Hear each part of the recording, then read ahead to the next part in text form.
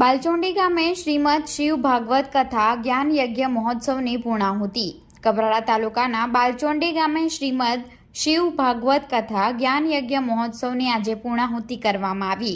બાલચોંડી ગામે 9 જાન્યુઆરીથી 15 જાન્યુઆરી સુધી શ્રી ભુવનેશ્વર મહાદેવ મંદિર લાભાર્થે બાલચોંડીના મંદિર ફળિયા ખાતે શ્રીમદ શિવ ભાગવત કથા યોજાઈ હતી।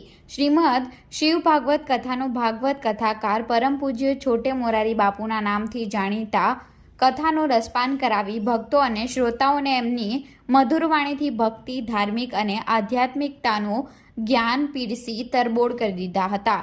કથામાં કપિલ જન્મ, નરસિંહ જન્મ, શ્રી કૃષ્ણ જન્મોત્સવ, રૂક્ષ્મણી વિવાહ સહિતના પ્રસંગોની ઉજવણી કરાઈ હતી।